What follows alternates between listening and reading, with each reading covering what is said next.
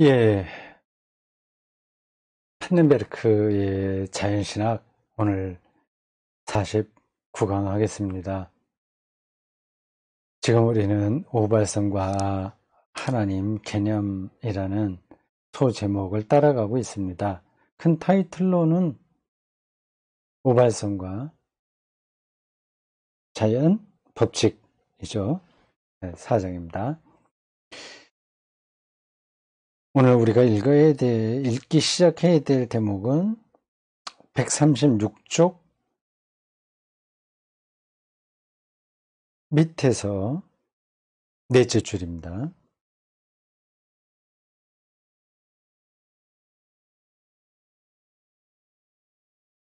발생 사건들을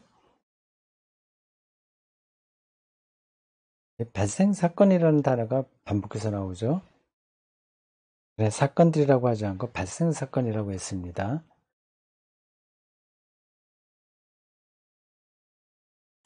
그러니까 딱 단절된 게 아니다. 사건을 그렇게 보는 거죠. 단절된 거로가 아니라 여러 가지 맥락 속에서 나타나는 거다. 나오는 거다. 그런 의미가 있는 단어로 생각됩니다.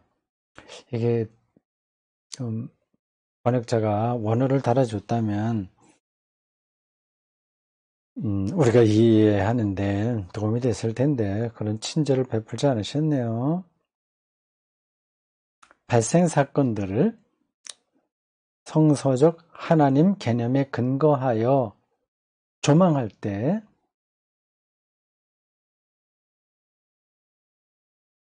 발생 사건들의 우발적 지평 속에서 자연 그 자체의 규칙성을 파악하는 과제가 안고 있는 고유한 특징은 문장이 복잡해. 특별히 하나님 개념은 물리학에 근거할 수 없다는 앞서 언급된 정황을 고려해 볼 때 분명하게 드러난다.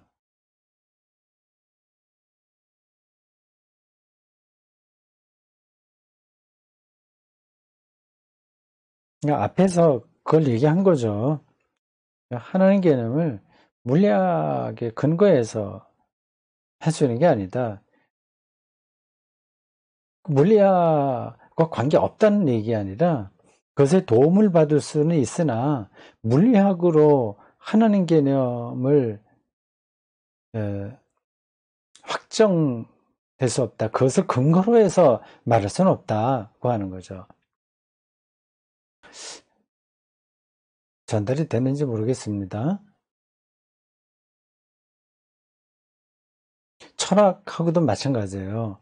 철학이 하나님을 사유하는 데 도움이 되는 건 분명하죠. 그러나 철학으로 하나님의 존재 증명을 하는 거 이런 거는 안 되는 겁니다. 그러면 하나님 개념은 어디에 근거해야 되죠? 당연하죠. 성경이죠. 근데 그 성경을 그저 고립된 문서로만 봐서 다른 건 다 제쳐놓고 그걸로만 하나님을 증명하려고 하는 것도 잘못인 거죠. 그렇게 될 수가 없죠. 그걸 지금 얘기하려고 하는 거 아니겠습니까? 그럼 어떻게 하자는 거지? 그런 질문이 가능해요. 그건 앞에서도 여러 번 얘기했고 앞으로도 나올 거고 지금 그거를 따라가고 있는 겁니다. 자, 각주 22번 있습니다. 잠깐 볼까요? 아베로에스의 아리스토텔레스 주의는 이런 데서부터 우리가 좀 말문이 막힙니다. 이런 걸 좀 이미 알고 있어야 이런 글을 쉽게 따라갈 수 있거든요. 아베로에스, 그게 아리스토텔레스주의다. 그냥 읽어보겠습니다. 하나님의 존재 증명을 물리학이 과제로 떠넘기고 있지만 아베로에스는 그렇게 했군요. 아베로에스는 아리스토텔레스주의를 따르고 있는 건데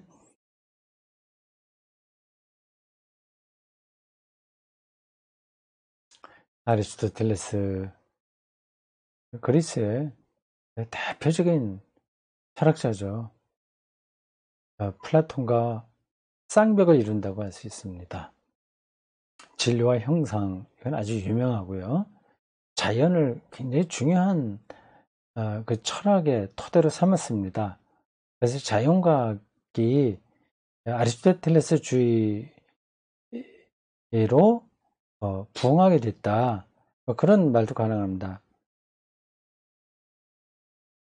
그러니까 당연히 물리학을 가깝게 느낄 수밖에 없었겠죠. 아베로에스가 말이에요. 아베로에스가 아리스토텔레스를 많이 따르니까 당연히 물리학의 관점에서 하나님의 존재 증명을 해야 된다 생각한 것 같습니다. 그 구체적으로 뭘까는 제가 설명할 자신 없어요. 하나님의 존재, 물리학의 과제로서 하나님의 존재 증명을 찾는다? 그런 작업을 한 것 같습니다. 그러나 물리학은 파네미르가 볼 때 물리적 원인의 연속 속에서 무한 퇴행을 허용하고 있기 때문에 이게 무슨 뜻일까요? 물리학은 물리적 원인의 연속 속에서 무한 퇴행을 허용하고 있기 때문에 물리학의 증거들은 설득력을 확보하지 못한다. 제가 그냥 느껴지는 바로는 물리적 사실들이 나오잖아요. 계산에 의해서 공식이 나오잖아요. 근데 그거는 계속 유지하는 게 아니라 새로운 게 나오게 되면 뒤로 나갑니다. 계속 자기 물리학의 원리, 규칙성, 공식, 정리 이런 것들이 계속 힘을 발휘를 못합니다. 그러니까 그걸 이제 퇴행이라고 하지 않나. 무한 퇴행이 아니냐. 이제 그런 정도의 학문으로 하나님의 존재를 증명한다? 이건 말이 안 됩니다. 그런 거죠. 그것보다도 우발성에 근거한 실제 이해의 빛에서 보자면 보존 원인들의 연속이 아니라 발생 원인들의 연속이 무한하다고 주장하는 논증은 상당한 문제를 안고 있다. 우발성에 근거한 실제 이해의 빛, 이게 이제 성경이 말하는 하나님 개념이거든요. 여기서 보면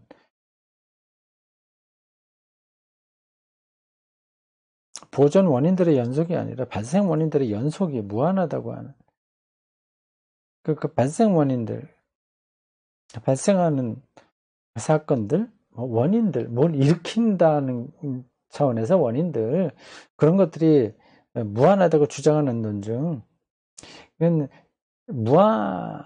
그럴 수 없다는 거죠.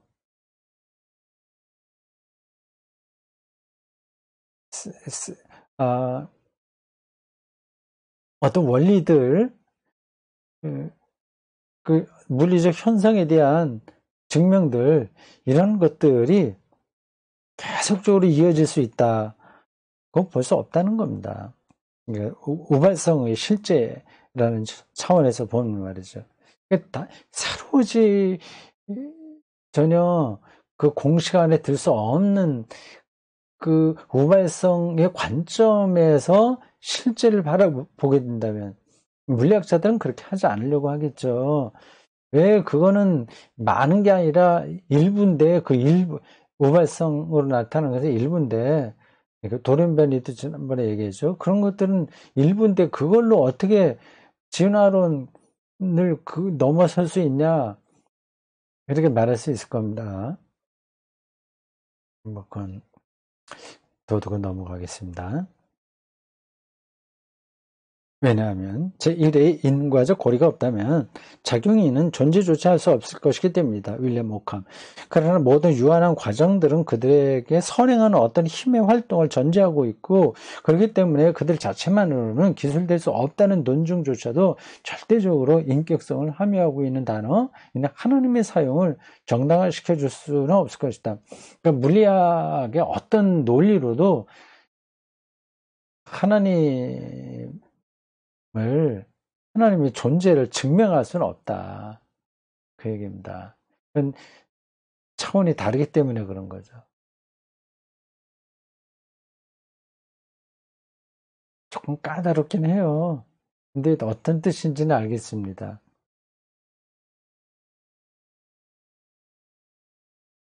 길키는 하늘과 땅의 제작자, 기독교의 창조를 연구라는 책에서 하나님 개념은 물리학의 방법론적 지평에서 발생할 수 없다는 사실을 흥미롭게 논증해주고 있다. 아베로에스와는 길키가 다른 입장이에요. 아베로에스는 물리학에서 그게 가능하다고 보고, 길키는 아니라고 봅니다. 과학적 방법은 한 사건 속에 현존하거나 현존하지 않을 수도 있는 가변적 요인들만을 다룰 수 있을 뿐이다. 가변적 요인들, 그런 것만 물리학은 다루는지, 하나님은 그런 존재가 아닌데 어떻게 그 물리학, 즉 방법론으로 하나님 존재를 증명할 수 있냐는 거죠. 보편적으로 현존하는 요인들을 시험할 방법은 없다. 있을 수도 있고 아닐 수도 있는, 지금 현대 물리학에서는 확률로 얘기하잖아요. 그렇게 될 수 있는 확률이 많을 뿐이지 꼭 있어야 되는 건 없다는 거예요. 발생 사건에서. 참 이상하죠. 그 불확정성의 원리도 그런 겁니다. 아인슈타인은 그걸 반대했다고 그러죠. 도대체 우리가 잘 몰라서 그렇지 어떻게 확정되지 않은 게 있어. 우리가 잘 연구만 하면 알게 되는 거지. 그러면서 던진 유명한 어록이 있습니다. 신은 주사위 놀이를 하지 않는다. 불확정적인 게 아니다. 다 이거는 물리적 엄격성에 의해서 이게 확정되어 있다. 그걸 우리가 아직 모르고 있을 뿐이지. 뭐 그렇게 하면서 아인슈타인은 양자 역학을 그렇게 신뢰하지 못했다고 하네요. 물론 드러난 게 사실이 있으니까 양자 역학 자체를 부정하는 건 아니죠. 양자 역학의 어떤 부분들을 자기가 받아들이지 못하는 겁니다. 그러니까 전자 도약 이런 것들을 아인슈타인이 받아들이지 못했을 거예요. 우리가 모를 뿐이지 무슨 도약이 있냐, 그걸 우리가 계산해낼 수 있다. 언제가 때가 되면, 과학이 발달하면 그렇게 생각했을 것 같습니다. 제가 알고 있는 한 그래요. 몰라요. 참 제가 또 잘못 이해하고 있는지도 모릅니다.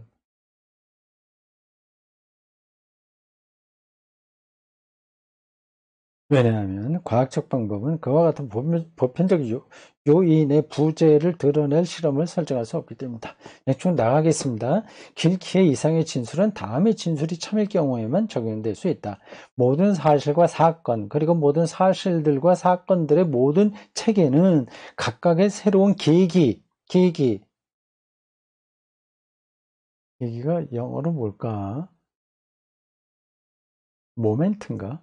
계기 속에 도래하고, 그리고 하나님의 창조적인 힘에 의해 지탱된다. 왜냐하면 하나님이 모든 피조물들에게 계속 각자의 새로운 계기 속에 존재하여 활동하고 다른 피조물들과 관계할 수 있는 힘을 부여해 주고 있기 때문이다.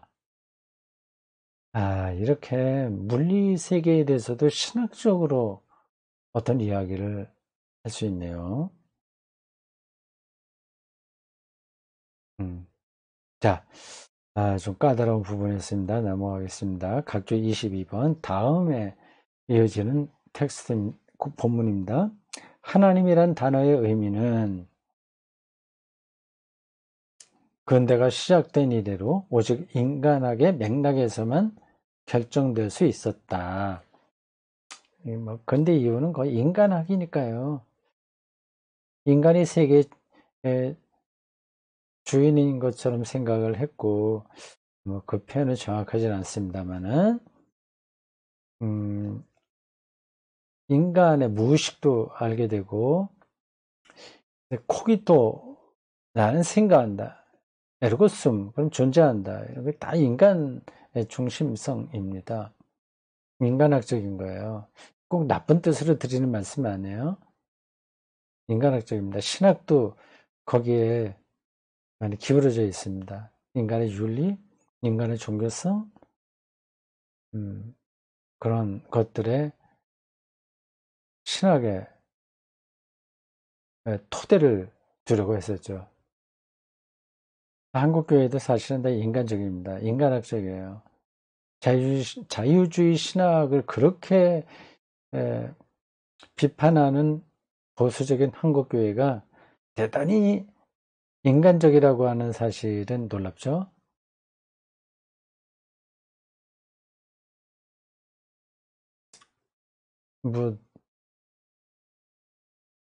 제자 훈련, 이건 다 인간적인 겁니다.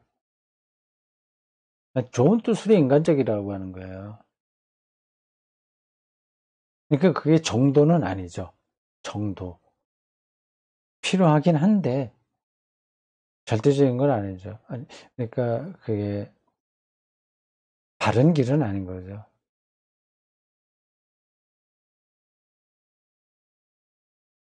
인간학의 맥락에서만 결정될 수 있었다. 하지만 이는 인간 실존의 의심스러움을 논술하는 방법이지, 결국 하나님의 실제에 대한 지식을 획득하는 방법이 아니다. 이건 잘못됐다는 얘기입니다. 인간학적 방식은.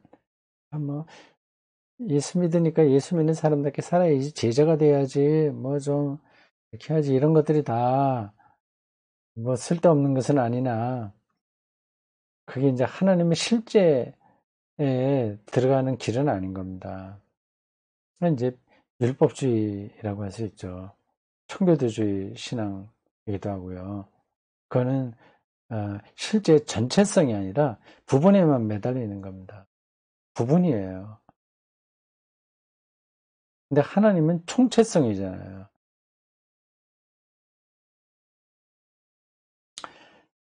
인간 실존의 의심스러움은, 이게 인간이 산다는 게 뭐야? 참 허무해. 이게 뭐지? 이런 게 의문스러운 거 아니에요? 인간 실존이 지금 있는 거야? 없는 거야? 그런 생각이 드는 거 아니겠습니까?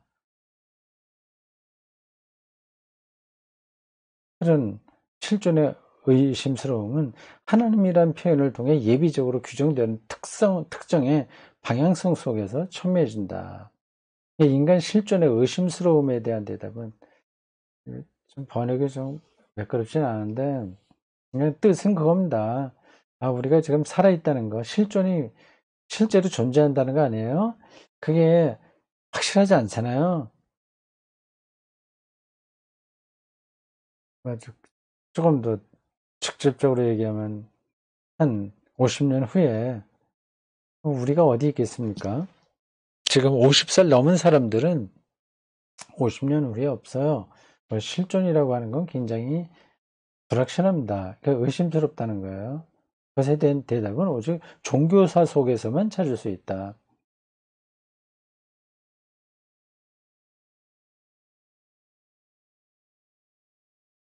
인간 학의 맥락이 아니라 종교사 속에서 찾아볼 수 있다는 뜻이겠죠. 그리고 실로 각 종교에는 다양하지만 여전히 예비적인 길이 제시되어 있다. 다른 종교에 다 있다는 겁니다. 인간 실존의 의문스러움에 대한 대답이 말이죠. 다 그렇죠. 좀 생각이 있는 문명사회에서 종교는 다 그걸 바탕으로 두고 있습니다. 인간이 죽잖아요. 왜 죽나, 이런 것들. 생각하지 않을 수 없는 거죠. 왜 이렇게 병이 들고, 이해할 수 없는 일들이 인간 세상에서 많이 일어나지? 그게 다 의문스러운 것들입니다. 다른 종교에 다 그게 있는 거예요. 가장 그런 것들을 더 두드러지게 보여주고 있는 종교는 불교죠. 불교가 더 실존적입니다. 기독교보다 더 실존적인 거예요. 실다르타, 그가 깨달았던 게 그 차원입니다. 생로병사.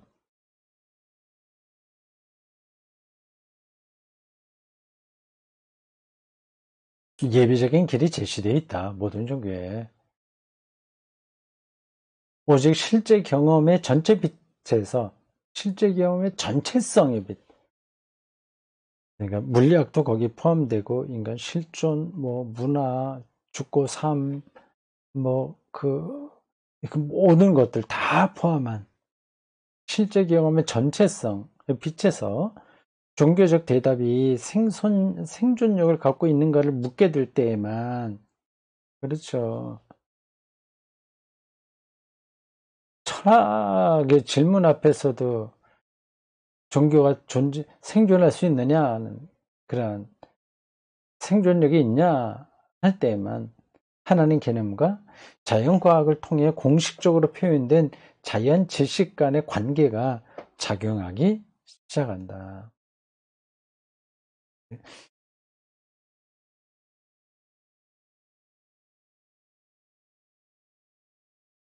그러한 물음이 없을 때는 자연과학의 관계는 아예 생각하지도 않습니다. 한국교회가 뭐 그렇죠. 그러니까 그 말은 자연과학에 대해서 거의 입 다물고 있잖아요.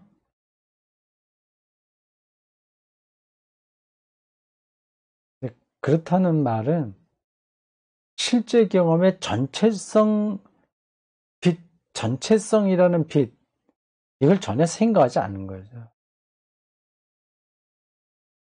그런 거 관계없이 그냥 우리는 기도해갖고 마음의 위로를 받고 싶은 사람들에게만 대답을 주면 돼. 요 정도로 하는 겁니다.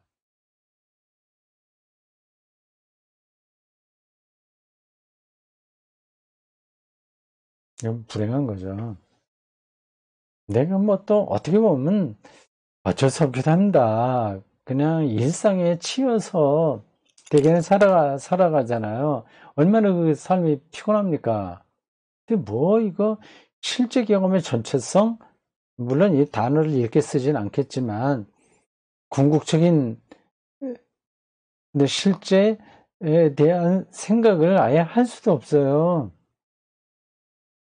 그러니까 쫓기듯이 이제 살게 되는 거죠. 이제 좋은 쪽으로나 나쁜 쪽으로나 다 쫓기듯이 일상이 범람 속에서 살기에 그런 신자들에게 이런 실제 경험의 전체성이라는 빛에서 하나님을 이야기한다는 것은 쉽지 않습니다.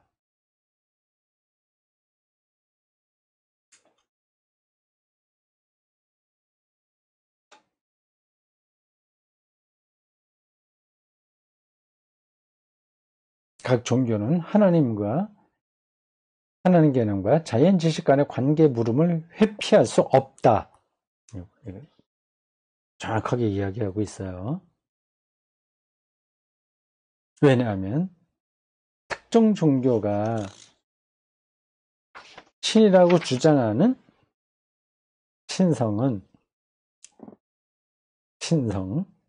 하나님 되심, 하나님의 속성, 그런 것들은 그것에 근거하여 실제하는, 그러니까 하나님에게 근거하여 실제하는 모든 것의 전체성이 그 자체로 하나의 통일성으로 드러나는 사태에 의존해 있기 때문이다. 표현이니까 좀 복잡하죠? 근데 무슨 뜻인지 우리가 대충은 짐작할 수 있습니다.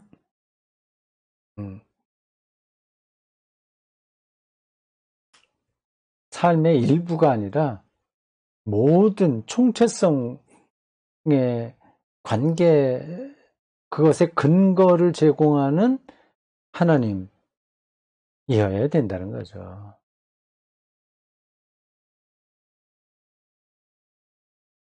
이 포괄적인 하나님을 전제하지 않는다면,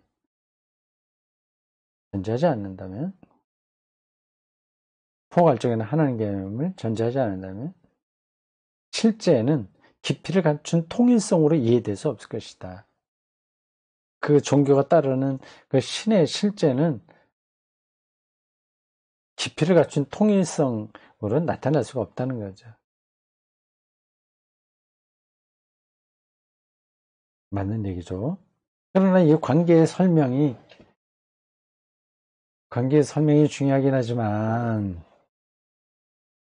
그리고 하나님 개념이 종교에서 결정적이긴 하지만, 이 관계는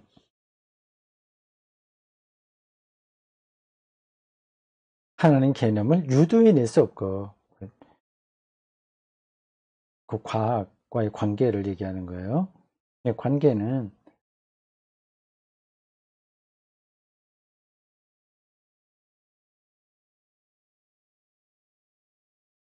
그러니까 하나님 개념과 자연 지식 간의 관계를 얘기하는 거예요. 이걸, 이 관계에 대한 물음을 회피할 수 없는데, 근데 그 관계가 하나님 개념을 유도해낼 수 없고,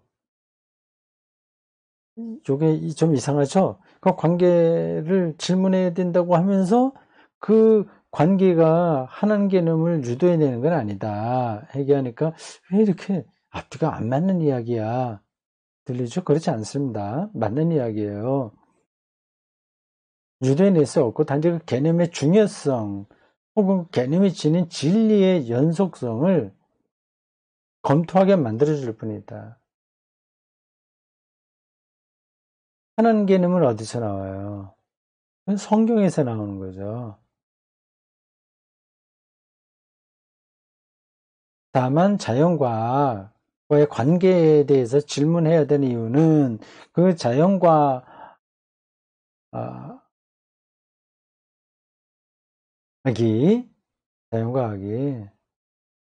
그 하나님 개념이 참되다고 하는 사실을 드러내 준다는 겁니다. 그래서 말을 좀 딱딱하게 했는데 의미는 그거예요. 진리의 연속성을 검토하게 만들어줄 뿐이다. 물리학이 성경이 말하는 그 하나님이 옳다는 사실을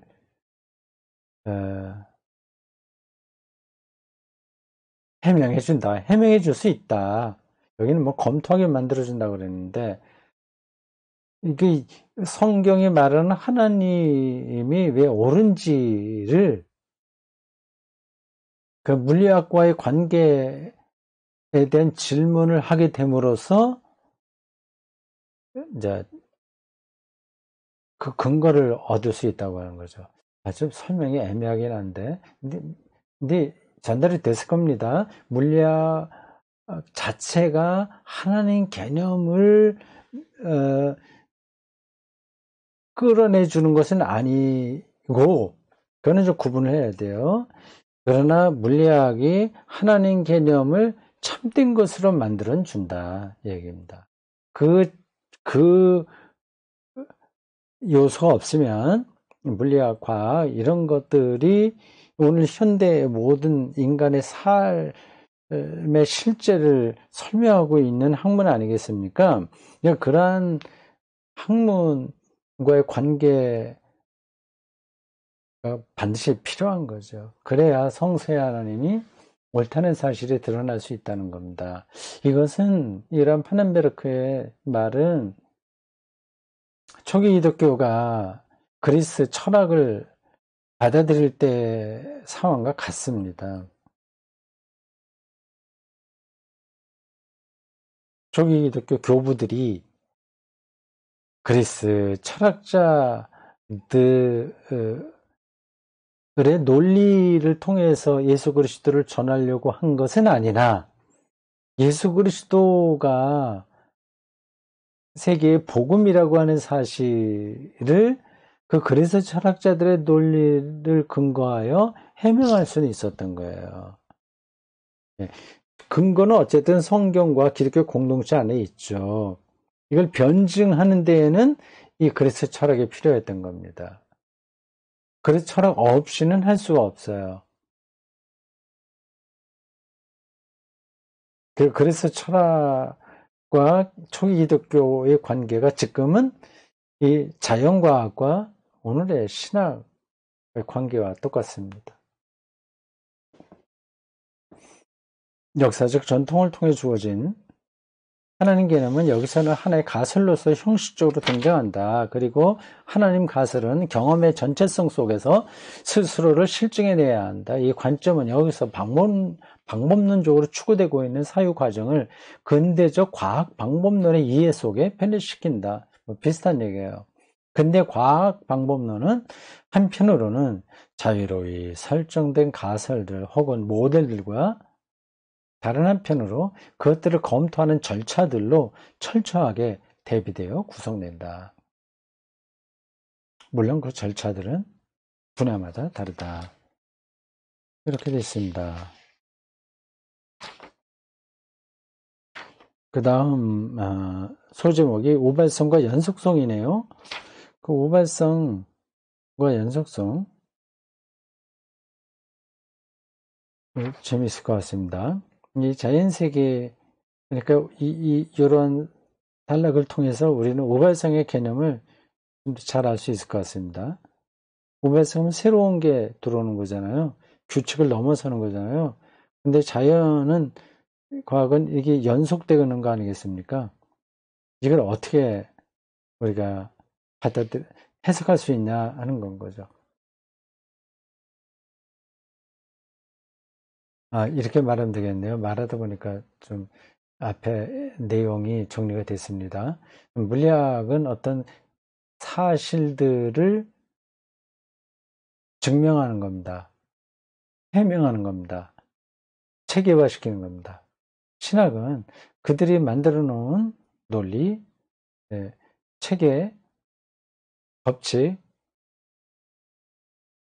이것을 해석하는 거죠.